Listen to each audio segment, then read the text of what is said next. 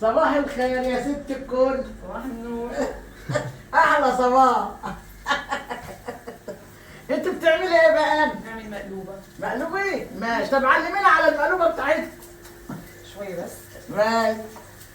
يعني انت لازم تخرطي البصلة الأول بطبخ الدجاج. وتطبخي الدجاج. ماشي. وعاملة البطاطس كده؟ حلوة كده. حلقات. رقات كده اهي بطاطس. حلقات ولا رقات؟ حلقات. وعاملة البتنجان رقايق برضه. وهتعمل طماطم وفلفل. طماطم وفلفل وبطاطس وبتنجان. وتعملي ايه كمان يا حاج؟ رز بسمتي. تعمل رز بسمتي يعني. عادي ممكن نخلط رز مصري عادي. ماشي. وتقول لك هتحط عليه رز مصري برضه. احنا الرز بتاعنا اللي هو ايه اللي الفلاحي دي. وبتاع لون اللي بتاع اللي هو الاصفر دي قرص. بهار كبسة. بهارات كبسه. ايوه. عشان الريحة عايز لسه ما بدناش طالعين. هنشوح طريقة الدجاج. ايوه. هتعمل ايه؟ قربت شويه؟ لا لا خليها على النار. ماشي. حط طماطم. ايوه. ملح. ماشي. فلفل اسود. ملح وفلفل اسود؟ أيوة. ماشي. نسيب الدجاج يتقلب شوية. طبعا أنا بخلط ما بين المصري والفلسطيني اللهجة. خبط شويه عشان لا لا مش مشكلة عادي. متعودة عادي. لا الكم بس. الكم بتاعك بس يا حبيبي. اشتري لي واحدة بدلها. ها؟ اشتريه. هي خدمه يا ام عدول. تسلمي. والله. دي بنت التاني. انا ليا بنت واحده دي بنت التاني. الله يسعدك يا رب. ام عدول. شايفة مشتركة بسمات. ها؟ ايوه. سخنة بحالي. الحله سخنه. بالراحه يا حبيبه قلبي بالراحه. بالراحه. حط ملح فلفل اسود. تحط ملح وفلفل اسود. حلو. الستيكة. الستيكة ايش تاني؟ هذا خبيها يعني. ماشي. تحط فلفل اسود.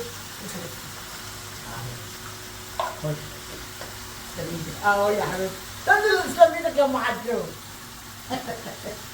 وتحط شويه ملح ناعمين. ايوه. وقرفة حصل. تعبناك اليوم معانا صح؟ لا ده احنا اللي هنتعبك الوقت. ملح ناعم. وما تكترش الملح. ايه؟ انا مش بحب البهارات كتير اصلا. ماشي. بس كده. خلاص. وقرفة. فانا القرفه في البقال.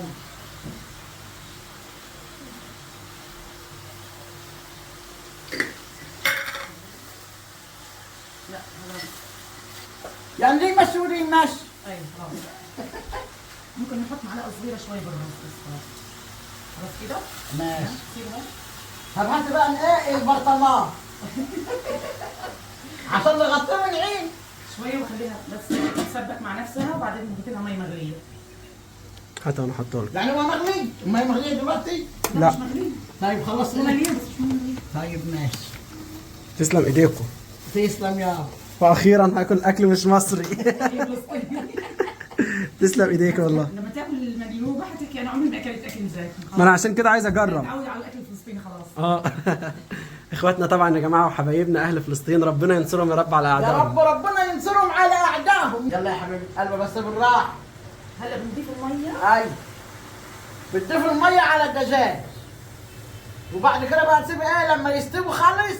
تقوم عامله ايه؟ تقلي البطاطس وتقلي البتنجان وتقلي الفلفل. ما شاء الله خلصت الطبخة كلها بتوابل. 5 دقايق. خلص ده كنا مخلصين وقاعدين. والله ساعتين. هي بتعمل خلاص الدجاج دلوقتي. خلاص كده. الفراخ يعني. لو خدت بالك بتحكي لك بالدجاج مش آه. الفراخ. لا احنا ما بنحكيش دجاج احنا بنحكي دجاج. آه. هلا بنتركه لغايه ما يستوي. تمام. ايوه. بدنا نقلي ايش؟ البطاطا البرنجان. البطاطس مش البطاطا. بطاطس. لا احنا عندنا بغزه بطاطا. طيب البطاطا بطاطس اي حاجه. انتوا بطاطا. وله بتنجان وهتقلي البتنجان. هتقلي البتنجان ده كله. كله بس مش هنحطه كله. امال هتعملي في ايه؟ هتاكليه انت بالعشاء. طيب يلا. لا هو طلع كتير عن جد يعني المفروض احنا هناخد شويه واللي بفيض انت هتاكليه. ماشي يعني ناكله حاف. خبزه حاف انت حره، اعملي مسقعه. هنعمل مسقعه. خلاص. اما اجيب لك بقى ايه المقلي. لا ايوه المقلي. هات كده تعالى انت ماليش، لا بعرف خلاص. طيب اهو ولاع جدع. خلاص. خلاص احنا عندنا حاجات تكنولوجيا بتخد اي حد. بس انا ما خدوش في ميه صح؟ في ميه ميه عشان ما تمشيش. لما تمشي ما تنشف الميه. عشان ما تطشش في البتاع. تعليمات ما شاء الله. في شويه ميه هناك. ايوه هنمشي البتاع. واذا انحرقت لا ما يهمش. حلقه صغيره. لا ان شاء الله لا. لا ده احنا نفديك يا ام عجوله بروح. الله يسلمك. اه والله هينشف. على فكره انا بحب في المصريين ما شاء الله لسانهم، كلامهم ما شاء الله ما شاء الله. ربنا يصلح حالك يا رب امين. وخليهم لك وطمنك عليهم يا رب. امين يا رب. طب يصلح حالي في اي اتجاه مثلا يعني؟ اه في اي اتجاه؟ ربنا يصلح حالك كل يا رب. الاتجاهات. كل الاتجاهات. ويبعد أيوة. عني بنات الحرام. ويبعد عنك ولاد الحرام. شر بني ادم. ايوه وشر بني ادم. لانه سبحان الله ما فيش الشر الا من بني ادم. خلاص كده. ربنا يصلح حالك يما وخليهم لك يا رب. وطمني على اولادك وزوجك. امين. خليه بس يسخن. اه تمام. وبعدين نقلي اول شغله نقليها البطاطس. كل البطاطس عشان البتنجان بيزود البتنجان صح؟ ايوه شفت ان انا شاطره اشطر منك؟ اه ايوه غيلة حتى شايف الشوربه كيف صافيه. الشوربه مفيش اي جميله زفره ولا جميله. شيء على الوش. ايوه عسل. شايفه كيف؟ وحتى ليمون بتاع ليمون مجفف اهو. ايدك اتلسعت. عندك شفت لون الشوربه عامل ازاي؟ ايوه تسلم ايديكي. يعني تسلم إيدك في ناس يا أم بتقول عادل. ايش بتحكي بنحوش الزفره ومش عارف ايه. طب شايف كيف؟ اه حلوه صافية. جميل. ايوه وتبقى عسل. دسمه كمان صح؟ ايوه وديسم. ايوه. انت اللي ديسم. نعم حرام عليك انا. انت اللي دسمه مش انا. لا بس الاكل غير هتخلينا بقى افحر كتير. مش مشكله ما هي كل شهر مره او كل شهر كل ما تشتاقيني ماشي. تشتاقيني اعمليها. اه والله هعمل لك يا حبيبه قلبي. ربنا يصلح حالك. انا اول مره على فكره هي تعمل عندنا. لا انا عاملاها في غزه كتير بس في مصر اول مره. ايوه ما شاء الله. واول بيت مصري ادخله اصلا. ده انت تشرفيني في اي أول بيت- وقت. أول بيت مصري. والله تشرفيني في اي وقت يا ام عجول. انا ما دخلتش ولا بيت مصري اصلا. بقول لك دي بيتك. الله يسعدك. اه والله دي بيتك يا حبيبه قلبي وهم اولاد اخواتي. الله يسعدك يا رب. اه والله محمد وعجوله وسماح. يعني انتوا ما شاء الله من قد ما انتوا لسانكم حلو ما اقدرش بعرفش ارد عليكم. الله يصلح حالك. ربنا يما يكبر بخاطرك زي ما انت جبرت بخاطرنا كده. الله يسعدك. بالعكس انا حاسس حالي طالعه نزهه. طالعه بشم النسيم. طلع بشرب النسيم. والله كاني طالعه نزهه ما شاء الله. يعني عملتوا لي ترفيه نفسي. اما احنا نبرة كلمت يا حبيبه الله يبارك قلبي. فيك يا رب. اه والله ده مصر واخبار مصر كله نوار وام عجوله حبيبه قلبي. الله يسعدكم يا رب. اي والله. هلا بدنا شوكه. ها على شكري. شوكه عشان نحرك البطاطس. شوف اهي واغلى من الشوك. الله يسعدك. خليها تتحمل خلاص مش هنقلبها. يعني انت بتصفرها بس. لا بتصير حمرا عادي بطاطس كأنها بطاطس مقلية. اه مش انت بتحكي محمر بطاطس؟ اه كده ماشي بتصير كأنها خلاص بطاطس محمرة. ماشي. وهي بتستوي بقى مع البطاطس. تستوي مع مع الرز. آه. مع المقلوبة نفسها. ايوه والبتنجان اكيد كده برضه بنقليه. كده بتقلوه عشان بايه؟ ياخد لون مستكاوي. ياخد لون مستكاوي. والبتنجان بياخد لون مستكاوي برضه. امال ايه؟ كل حاجه مستكاوي. كل الحياة حلوة مستكاوية. ايوه لا لسه ما حمرتش. حاسة هتلسوع. ما شاء الله الغاز حامي كتير. ها؟ الغاز حامي. ايوه الغاز. البوتاجاز احنا ما حامي. بنحكيش بوتاجاز بنحكي غاز. هذا غاز وده فرن غاز. اه رمضان عشان نيجي هنا في رمضان نعمل كل الاكلات. كل الاكلات بتاع فلسطين كلها ايه هتجي لنا في رمضان تشرفيني في رمضان. ان شاء الله تعالى. ايوه خلاص انا بقول لك قبلها يجي 4 اشهر ولا 5 شهور. لا ان شاء الله نويت بالنية لله. ايوه على الله ما تجيش يا ام عبدول. لا ان شاء الله جاي. هتجيني هناك؟ هجيلك والله هجيلك. نوري والله. الله يصلح حالك. شوي بس. هجيلك على عيني. تسلم عينيك يا رب. بس ما تنزل القاهره هنا. مش هنزل خلاص، انا مش هنزل القاهره، انا عليك مباشره. ماشي ارجع بقى. حتى حكي تبع الحجز اكتب لي في التيكت رايحه ماما صحفوره. ماشي ماشي. لانه انت لما بتعملي فيزا بحكي لك انت رايحه وين؟ احكي لي رايحه عنوان الناس اللي رايحه عليهم عن جد. ايه لما بتعمل التاشيره ايوه. بسالني تبع السفاره كده بيحكي لي انت رايحه وين؟ انا خلاص هكتب له رايحه ماما صحفوره. الله. يعني في السفاره، يعني في السفاره لازم تقول رايحه ماما صح. لا هو لازم انا لما اروح اعمل تاشيره بسالك انت رايحه لمين؟ رايحه زياره سياحيه او رايحه ايه؟ عمل. بحكي له مثلا انا رايحه المره الماضيه كنت كتبت عنوان تاني. المره الجايه هكتب عنوان صحفوره. الله يصلح حالك. خلاص هاخد عنوانك بالظبط عشان اكتبه. وبعدين نختم كمان. ما يتغيرش ابدا. كل حاجه امال ايه؟ ان شاء الله. انت حبيبه قلبي والله. نورتيني واسعدتيني والله العظيم وحياة ربنا. البطاطا استوت. نقول على البطاطس بطاطا اتحمرت، بتحمر فيها هي. انا جيت قلت لها يا جماعه اعمل معاكي، وقالت لي لا خليكي يا ماما صحيح. انت اليوم ترتاحي وتاكلي من ايدي. يا الله يصلح حالك. ان شاء الله المره الجايه انا اجي باكلها من ايدك. بس وانا عايز اتعلمتها. لا سهله صح؟ انا اول مره اتعلم منك. لا هي سهله. مش صعبه يعني. ربنا يصلح حالك يا رب ويسعدك يا رب. اكثر دعوه بحبها ربنا يصلح حالك. ربنا يصلح حالك. اذا صلح شأن المؤمن صلح امره كله. ايوه ان شاء الله ربنا يصلح حالنا جميعا يا رب. اللي بيحب لنا الخير بنحبه. لا والله انا بحب اللي بيدعي لنا نمشي له بلاد. ايوه. واحنا بقى ايه؟ انت اللي بتمشي لنا بلاد. واللي بيمشي لنا خطوه بنمشي له خطوات. الله يصلح حالك يا رب. تستاهلي والله. الله يخليك. الله يحفظك. ده انت اختي والله. الله يحفظك يحفظك الاولاد. الله يصلح حالك. اختك الصغيره. اختك الصغيره. امك ما دلعتنيش.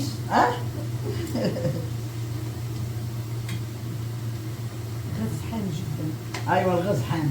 بس احسن كده القلب يحتاج كده صح؟ اوطلك شويه؟ لا لا بس نحط فنجان شويه صح؟ ماشي.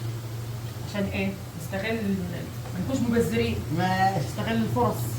استغلال الفرص صح؟ والجيش قال لك ايه؟ اتصرف. الجيش قال لك اتصرف. على فكره انا من كتر ما تابعت المصريين وبالذات ماما صحفوره اتعلمت كل المصطلحات. يا الله يصلح حالك. هي متابعانا يا جماعه من زمان. حتى زمان كنا دايما احكي على الستوري بالانستجرام الشغله البدريه منسيه. انا اللي كنت كل متابعيني كانوا لما يشوفوني يقولوا الشغله البدريه منسيه. ايوه. انا اتعلمتها منكم يعني اهل مصر. تنسي انت اصلا ايش عملتي بيومك صح؟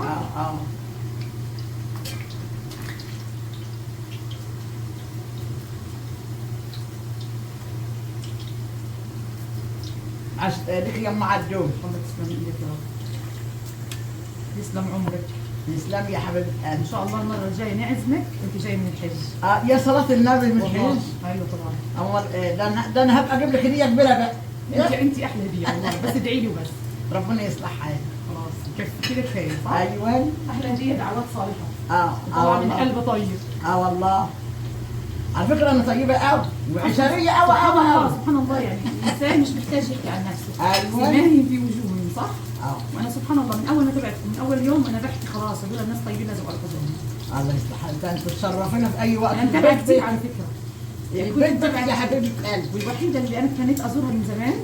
حتى مش بس انا اهلي يعني يحبوكي حتى اولادي يحبوكي. الله يصلح حالك. فسبحان الله والحمد لله اخيرا اجينا وكمان طبخنا. وطبعا كل شيء صار بدون تخطيط مسبق. ايوه. كله كده وعشوائي. ايوه. كله باذن الله. دايما رب صفة خير من 1000 ميعاد. صح؟ يعني بدون تخطيط الحمد لله. الحمد لله. حتى عدد الايام كان بدون تخطيط. وبعدين انا مش عاوزاها تروح والله 3 بالله انا ما عاوزاها تروح. في شغله كل بدايه ولها نهايه. ايوه. بس ان شاء الله دايما يجعل نهايتنا يا رب سعيده. يا رب.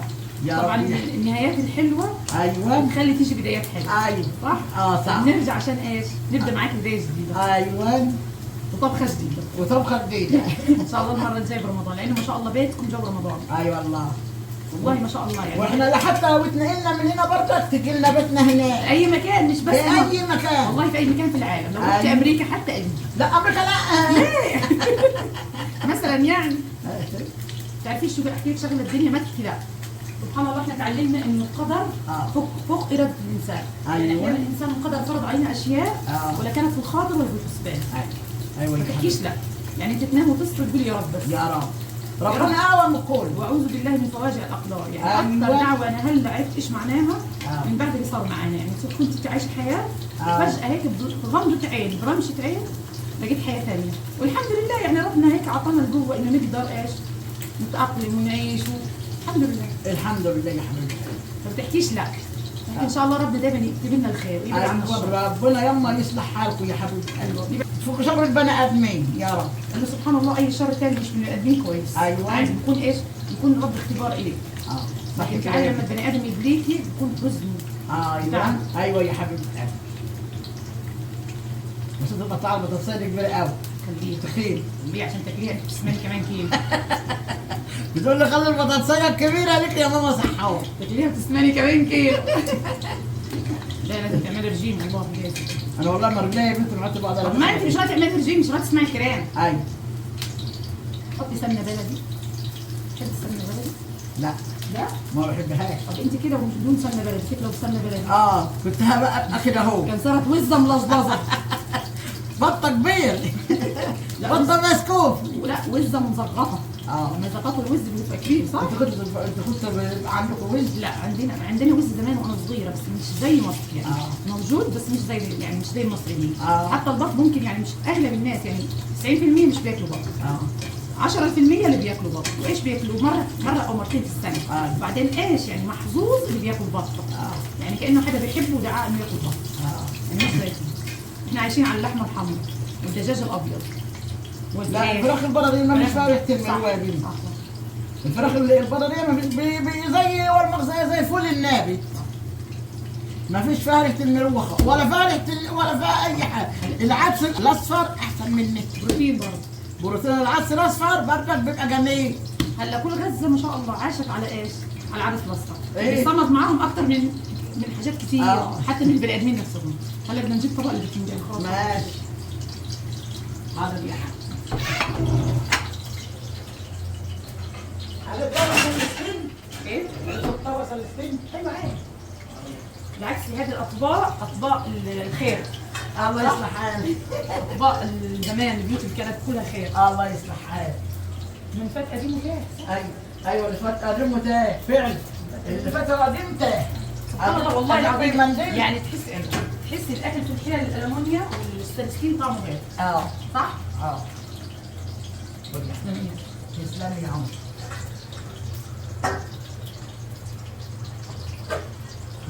نتعلم منك يا معلم. الله يسلمك. لا ما شاء الله عليك انت اتعلمت منك على فكره شغلات كتير. الله يصلح حالك. شوف كيف بتعملوا الفطير اتعلمت وعملته. مثلا الشعريه بلبن اتعلمت من المصريين. ايوه طريقه لبن جميل. حمص الشام اتعلمت من المصريين برضه. الكشري المصري ما شاء الله اتعلمته منكم برضه. على فكره بتعملي الزلابيه.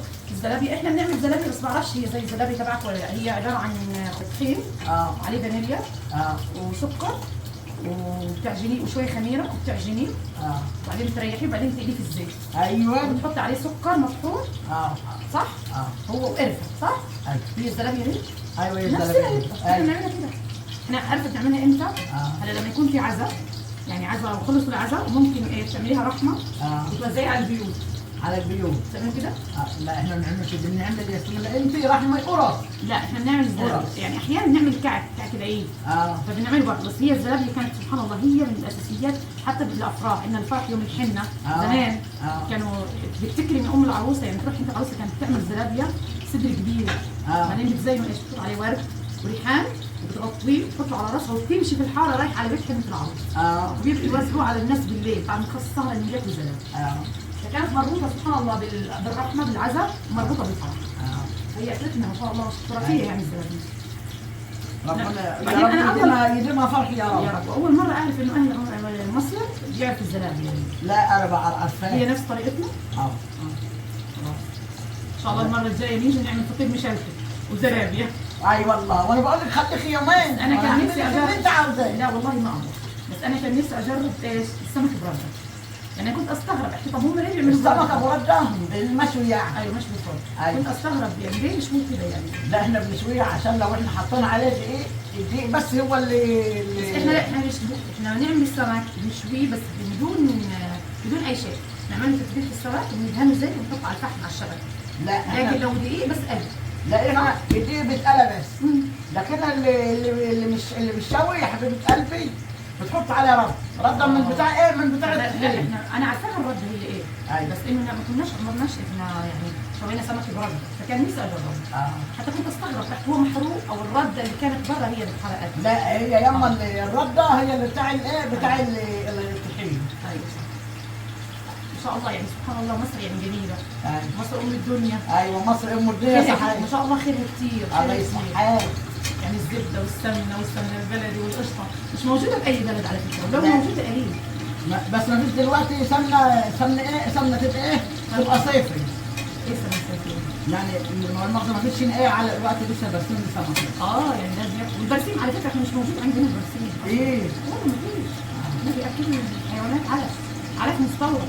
او مثلا هلا لما يزرعوا القمح والشعير بيقصدوه بيزيد منهم شو هو القش صح؟ هو اللي بياكلوا الدواب.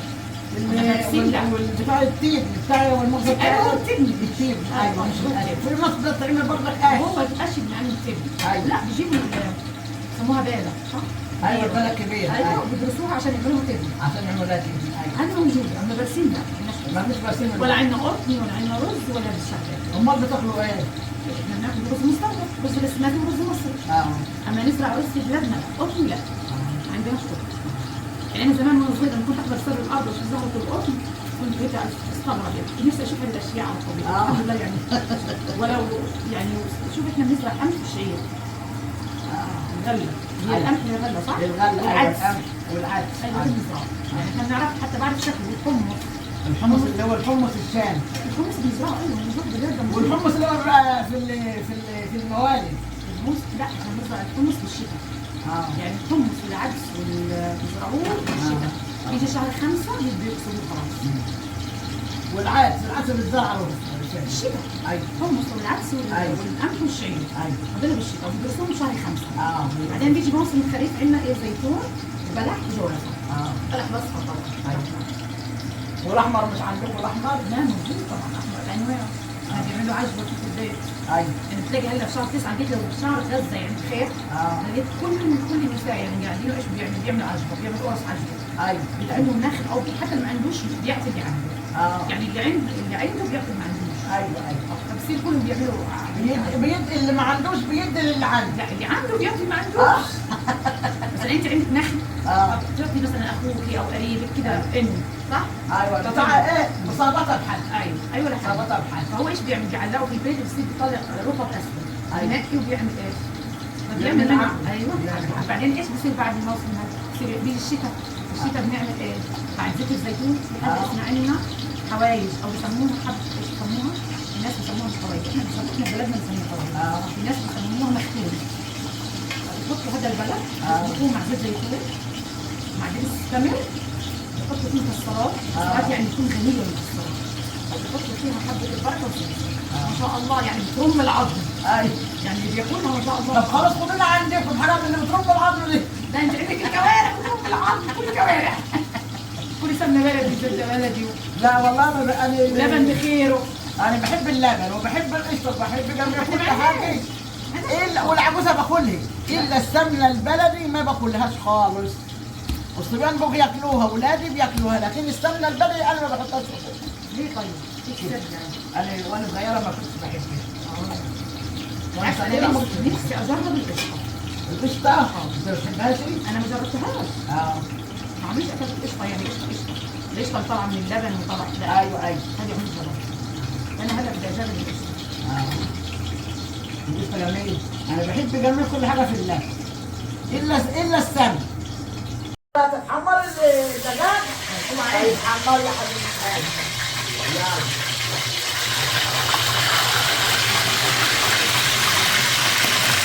لازم تحمر الدجاج يا ولاد. حبيبي الزيت بالراحه يا حبيبي الحاج. بالراحه كده عشان ايه؟ انا جبت سليمي تروحي سليم. ربنا يسترها معاك. يعني بنحمرها بس من جهه واحده مش من اثنين عشان ما تكونش ناشفه. طيب ماشي. ضيف له الرز ملح.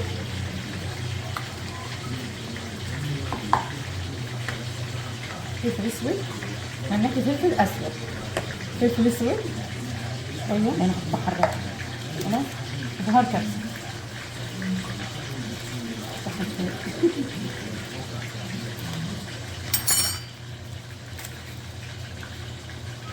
شويه بس مش كتير عشان تاخدش لون اصفر، بس شويه خلاص. طبعا الرز مغسول من قلبي. تسلم ايدك يا ام عادل، الله يسلمك يا رب. الله يعطيك الصحه والعافيه. يا رب عشان هذه الحلقه لونه خايف تلزق الدجاج، يعني للحضر نحط شويه ورقه زبده، ممكن لا يعني عادي لو حطيناها تمام. يعني لو انت ما حطيتش لا ماشي برضه ماشي، بس احنا عشان ما تلزقش خلاص ماشي. هنحط الورقه بعدين هنحط الدجاج الاول. الدجاج الاول، وطبعا هنحط على ايه؟ على الجهه او الناحيه اللي بتتحمر. ايوه بتحكي الناحيه صح؟ ماشي. احنا بنحكي الجهه.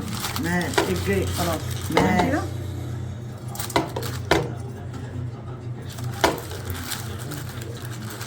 نحط البطاطس. لا شوي اصبري اهو صبر. اصبري على رزقك ماشي. صح؟ بعدين نجيب ايه؟ البصل، البصل نقطع الدجاجه، تحط على الدجاج. والمفروض الطنجره تكون او الحله اه اضيق اعلى، ماشي. بس احنا هنتصرف صح بالموجود. الجاي بيقول لك ايه؟ تصرف ايوه والجود من الموجود. ايوه والبول من الموجود. خلاص احنا اللي بنتحكم في الاشياء مش هي اللي بتحكمنا صح؟ ايوه خلاص بعد كده هنجيب مين؟ من بطاطس. البطاطس. ايوه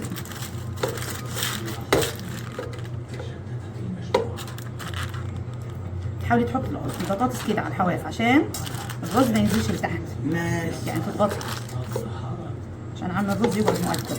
عشان الرز ما ينزلش في الحله من تحت في ارضيه الحل. خلاص حاولي ان تسكري عليه الطريق، ماشي تعملي له ايه؟ صور. ماشي. في ناس عادي بتحط الخضار وبعدين بتحط الدجاج في تحت مش في الاول، بس انه الاحلى لما تيجي تقلبي تطلع وين الدجاج على الوش. اه فهمتي عليا؟ ماشي. انا بحط عشان تزيديها بركه. اهو ايوه بركينا. اهو يا حبيبي. بعدين نحط الفلفل عشان يحرق مش انت يحرق عادي. هلا بنحط الباذنجان، في ناس بتحط شرايح بندوره، انا مش بحب. عادي يعني ممكن تحطي طماطم هلا، ماشي. بس انا مش بحب الطماطم صراحه يعني. كده بنرص الباذنجان المقلوبة عاملها سنة خالص جدا. كلها 5 دقايق ونكون مخلصين 5 دقايق كنا مخلصين وقاعدين. بجد والله مش بتاخد وقت، لا ما بتاخدش. سهله جدا. ايوه بس ايش بتكون واحده شاطره يعني، اه ومدح نفسه كذاب. انا قاعده امدح نفسي طبعا. شايفه كده؟ حلو؟ طب ما اخيرا كده ما الرز بتاع الرز هينزل لسه الرز لا مش هينزل، احنا عاملين له جدار. هينزل ازاي؟ هتنزل رزايه هتكون هذه هيك متمرده، هتنزل واحده مثلا. ماشي. هينزل ازاي؟ قولي لي يلا. احنا عاملين ايه؟ عاملين حصانه. صح؟ عاملين حصانه طبعا. صح. ايوه حصلناه خلاص. هيتأدب اصلا، هيحترم نفسه يعني. كده خلاص. هلا شو بنعمل؟ نجيب الرز. طبعا الرز احنا حطينا ايش؟ عليه بهار عشان احنا نوزع البهار. طب الرز هيستوي بقى يستوى من غير شرب. هلا انت تستعجلي ليه؟ اصبري. اهو صواب. حطينا الرز صح؟ ايوه خلاص كده استوت، يلا نقلبها. استوت هي لسه متقلبين. ايوه لسه مستوى. لا كده مستويه هنقلبها. ماشي كده حطينا الرز. طبعا الرز انا ضايفه له البهار ليه؟ عشان يتوزع كويس. هلا بنضيف لها الشوربه.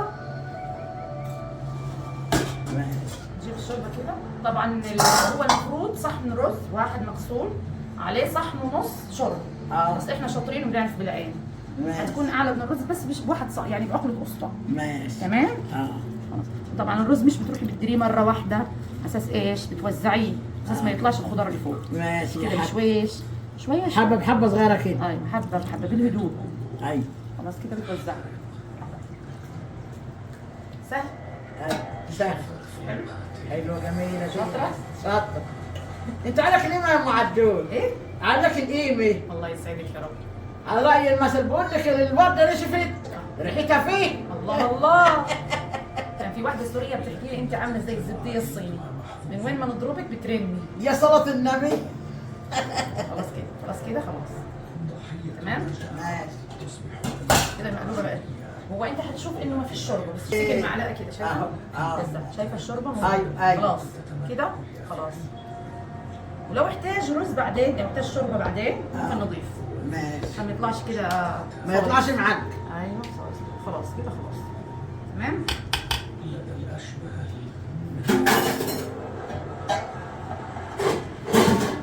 كل يوم عدول. البوتاجاز ايوه. اول ما تبدا تغلي هي سنه بنسيبها راحتها. ماشي. كده عيشي مع نفسك كده بس. كده بس. الصلاة على النبي. خلاص. هلا اول ما تبدا تغلي بنوطي النار سنه بنسيبها راحتها لين تستوي. ماشي. وبعد ما تستوي بنشوف شو بدنا نعمل. نشوف شغلنا ايه؟ ندور الايه؟ الله اللي بالك يا حسن. الصلاة على النبي، اللهم صل على النبي. اللهم صل على النبي.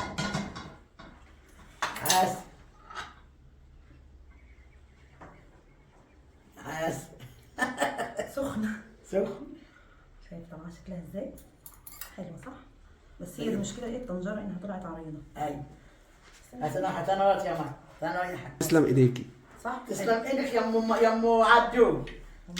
والرز مش اصفر قوي زي ما بتحبي. لا الرز جميل. شايف كده؟ خلاص بنزينها. تسلم الايادي. حلو صح؟ تسلم الايات. تعرف لو الطنجره كانت اعلى كان طلعت احلى. ما شاء الله، اللهم بارك. اللهم بارك. ما شاء الله، شكلها حلو جدا، يعني البخار طالع وجميل والبطاطس مستويه، كل حاجه زي العسل. عارف لو كانت الطنجره حفتها عاليه كانت بقت رهيبه. كانت بقت احلى طلعت قالب. ايوه ناقص يا جماعه ان انتوا تجربوا وتاكلوا معانا. شايف انت الرز الوان يعني اصفر وابيض. ايوه ونشوفكم بقى ان شاء الله في فيديو جديد. والسلام عليكم ورحمه الله وبركاته. باي باي.